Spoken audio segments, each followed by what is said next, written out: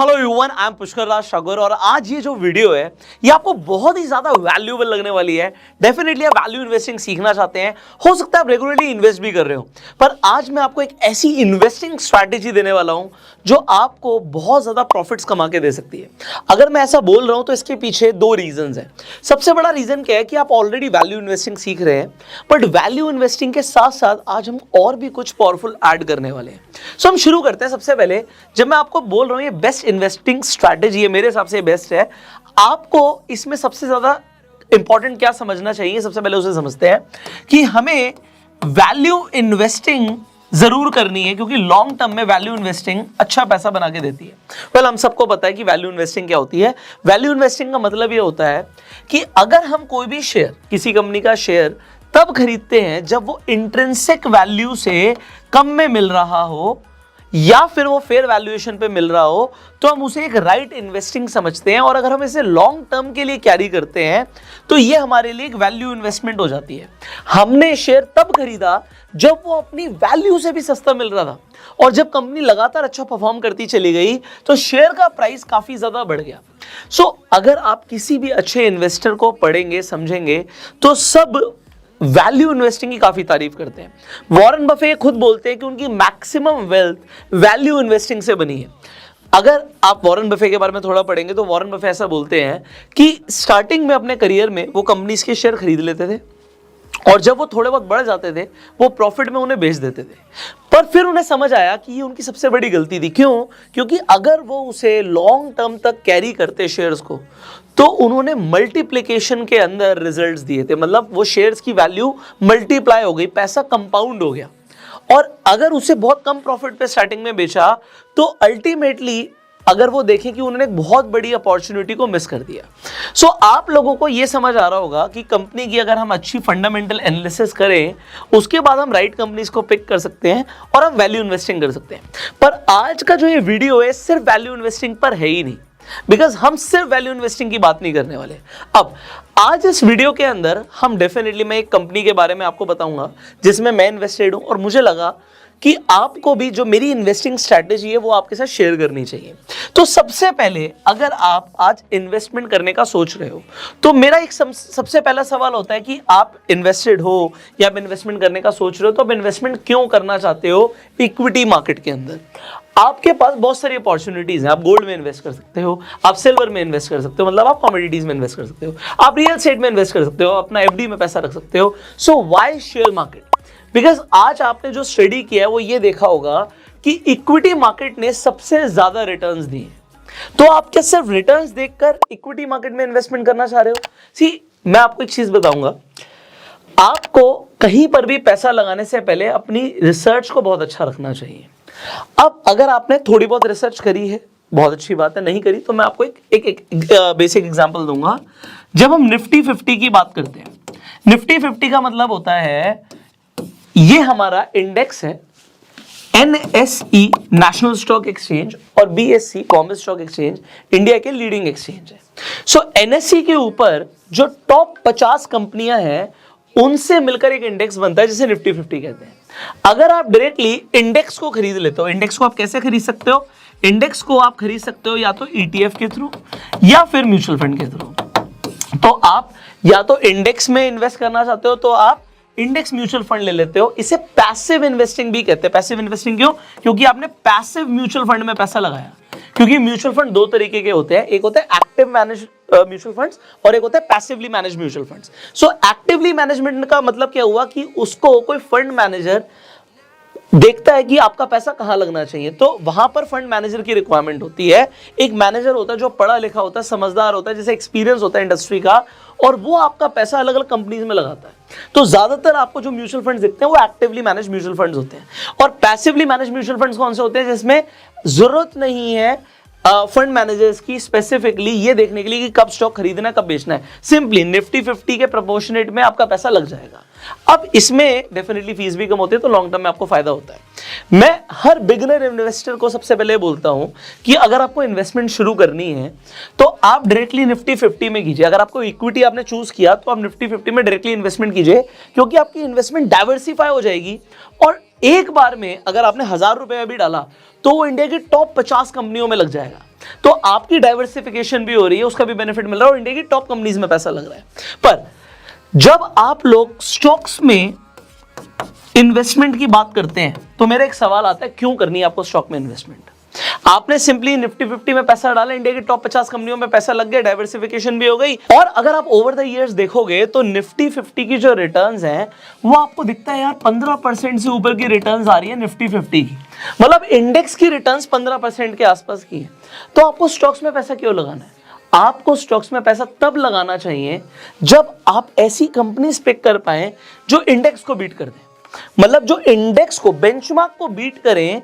तो आप बोलेंगे कि आपने स्टॉक्स में इन्वेस्टमेंट किया और आपकी इन्वेस्टमेंट ने इंडेक्स को बीट कर दिया, मतलब 15% की एनुअल रिटर्न जो निफ्टी दे रहा है उससे ज्यादा की आप खुद से इन्वेस्टमेंट करके लेकर आने वाले हो। तो फिर तो आपको कुछ ऐसा पता होना चाहिए जो इंडिया की टॉप 50 कंपनियां मिलकर रिटर्न्स नहीं दे पा रही, उससे ज्यादा रिटर्न्स आप लेकर आ रहे हो। So you should have a little as.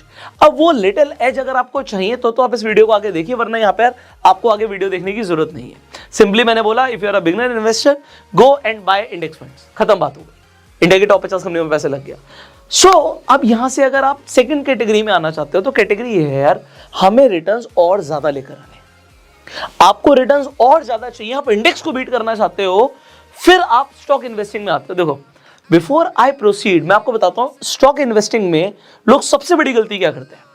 जब लोग स्टॉक्स में इन्वेस्टमेंट के बारे में सोचते हैं वो सबसे बड़ी गलती ये करते हैं कि वो ओवर डाइवर्सिफाई हो जाते हैं, मतलब बहुत सारी कंपनीज में पैसा लगा देते हैं। अब आपके पास पैसा लिमिटेड है, मान लीजिए किसी के पास 10,000 है, किसी के पास 1 लाख है, किसी के पास 10 लाख है, किसी के पास 1 करोड़ होगा, किसी के पास 10 करोड़ होगा, किसी के पास 100 करोड़ होगा, बट सबके पास लिमिटेड है, किसी के पास अनलिमिटेड पैसा नहीं है, मानी के पास भी अनलिमिटेड नहीं है।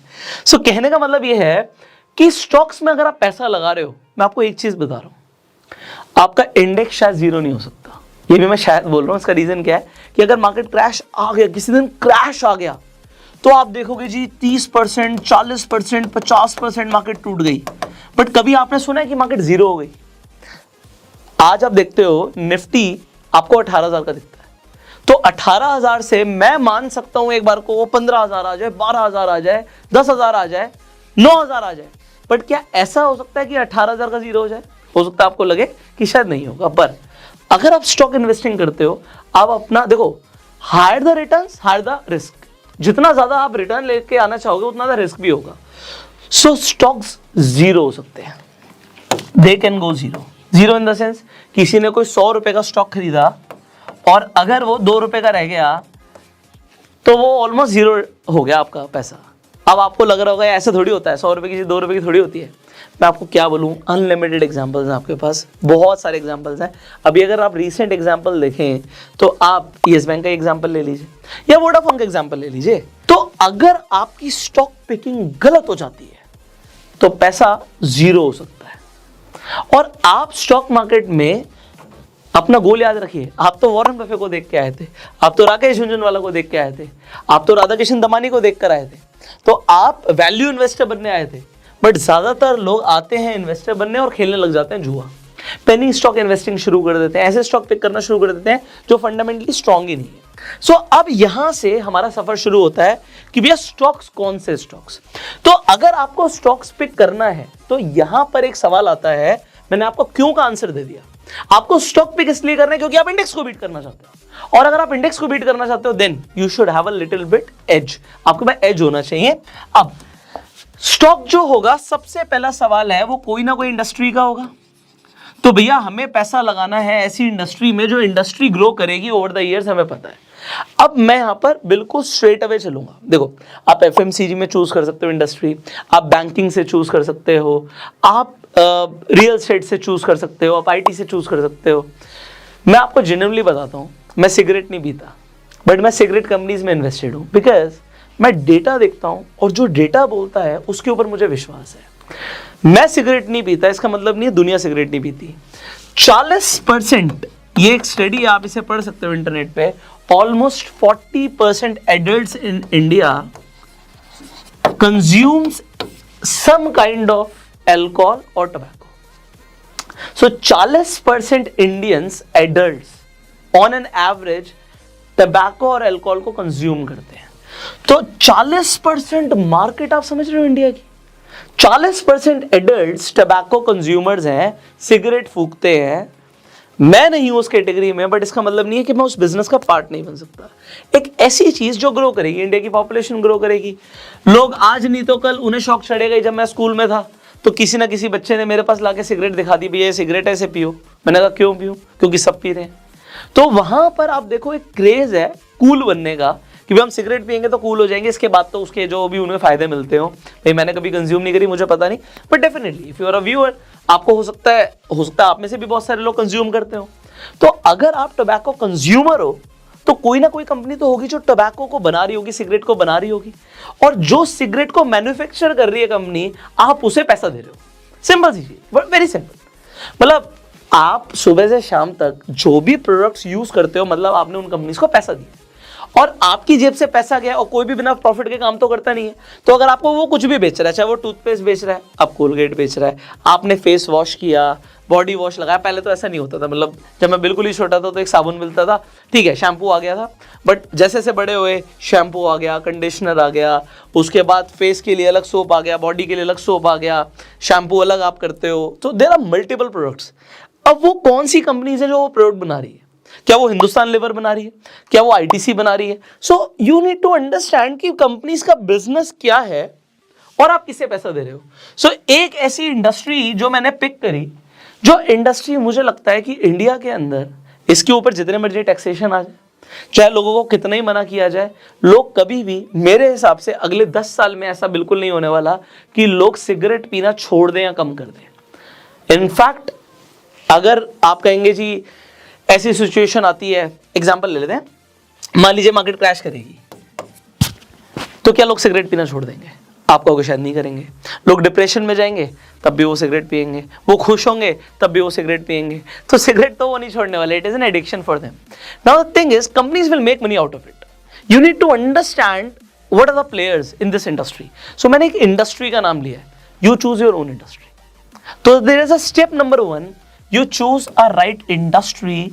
ऐसी इंडस्ट्री जो आपको लगता है कि जो ग्रो करेगी, ऐसी इंडस्ट्री जो ग्रो करेगी, या आपको लगता है इन द फ्यूचर ये प्रॉफिटेबल बहुत ज्यादा हो सकती है, आप पहले इंडस्ट्री चूज करो।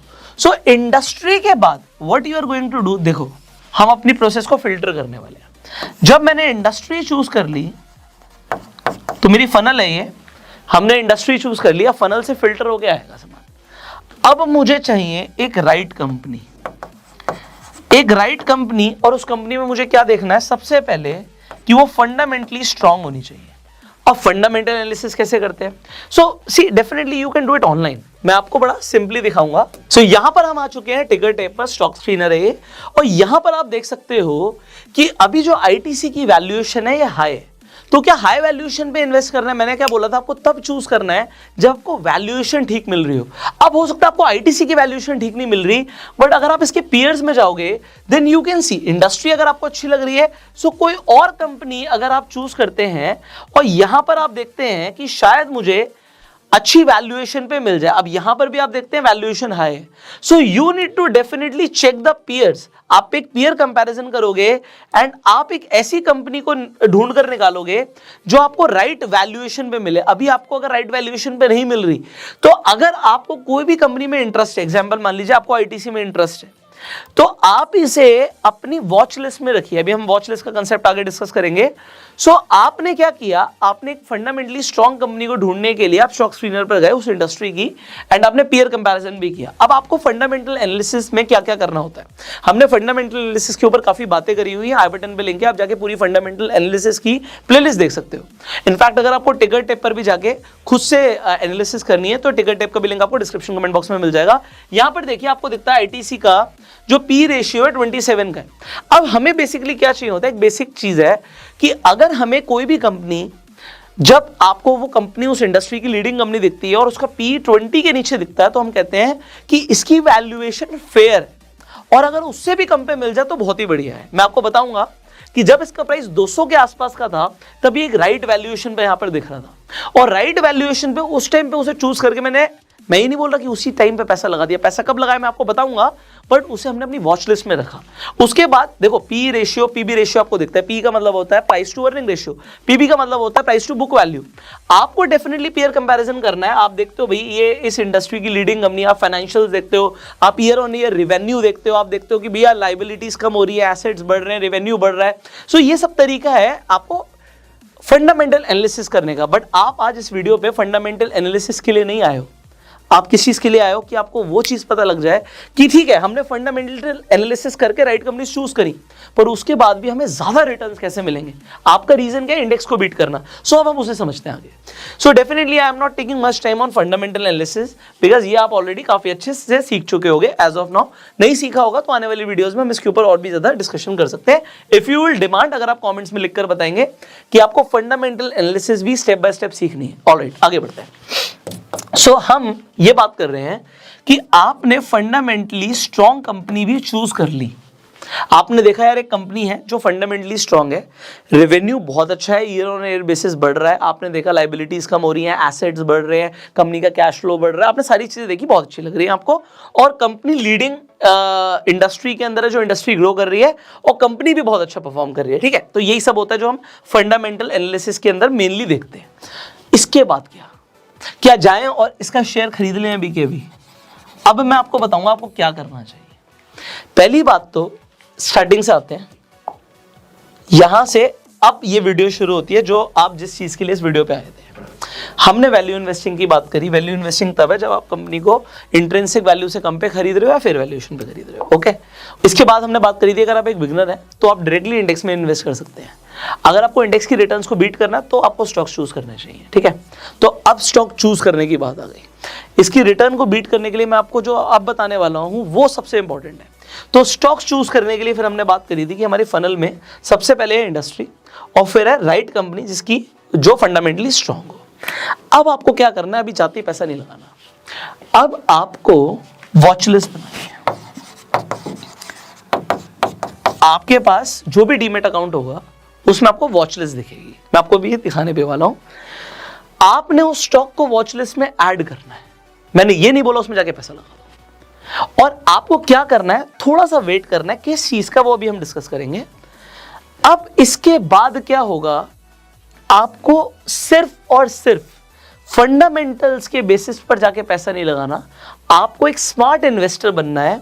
आपको थोड़ी सी टेक्निकल एनालिसिस भी करनी है, बहुत थोड़ी सी, और वो बहुत थोड़ी सी टेक्निकल एनालिसिस जस्ट मैं अभी आपको देने वाला हूं। मैं आपको एक चीज बताना चाहूंगा, अगर आप आज की डेट में भी 10 स्टॉक से ज्यादा में इन्वेस्टेड हो तो आप ओवर डाइवर्सिफाइड हो।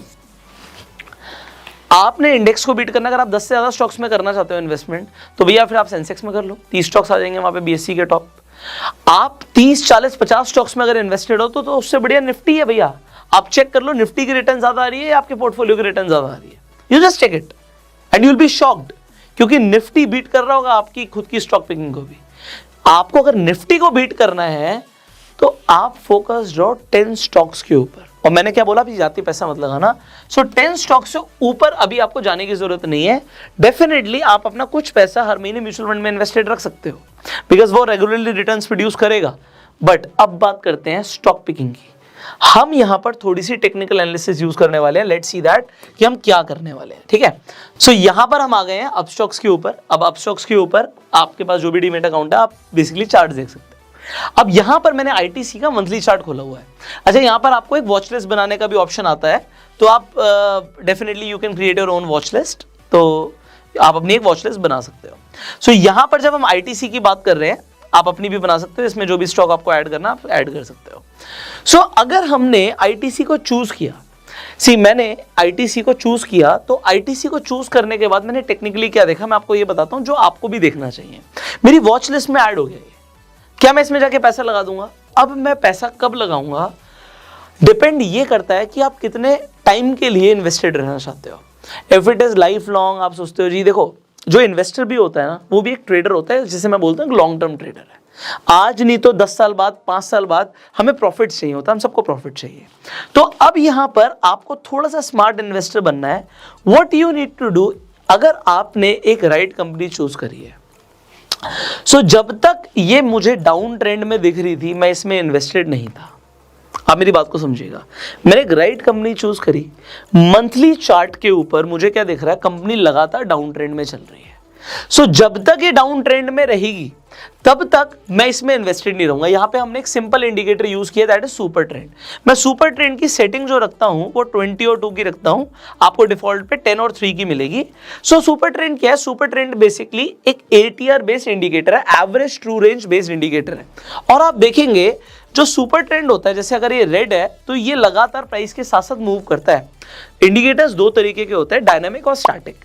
ये डायनामिक इंडिकेटर है, प्राइस मूव करेगा तो सुपर ट्रेंड भी ऊपर जाएगा और आपको ये ट्रेलिंग स्टॉप लॉस भी देता है। अब देखिए, आप तो एक इन्वेस्टर हो, आपको स्टॉप लॉस की क्या जरूरत है? वेल, मेरी बात को समझिए, जब तक आपको कोई स्टॉक अच्छी रिटर्न्स दे रहा है आप उसमें बने रहिए। जब वो अपना ट्रेंड चेंज करता है, इसका मतलब आप सावधान हो जाइए, आप चाहे तो उससे निकल सकते हैं। आपको मार्केट में अच्छी अपॉर्चुनिटी भी मिल सकती है। पर अब आप कहेंगे कि वैल्यू इन्वेस्टर तो वो होता है जो हमेशा ही इन्वेस्टेड रहता है, पकड़ के रखता है। जरूरी नहीं है। एक अच्छी फंडामेंटल स्ट्रॉन्ग कंपनी के अंदर भी मैनेजमेंट चेंज की वजह से, हो सकता है किसी भी एक रीजन की वजह से, उसका प्राइस गिरना शुरू कर सकता है। और प्राइस, हम कहते हैं price is God, price tells you everything. अगर स्टॉक का प्राइस भाग रहा है तो सब कुछ कंपनी में अच्छा चल रहा है, और अगर उसका प्राइस गिरना शुरू करता है तो ये पहला इंडिकेशन होता है कि आप चाहे तो बाहर निकल सकते हैं। बट हम प्राइस को कैसे कैच करें, हम प्राइस एक्शन को कैसे कैच करें?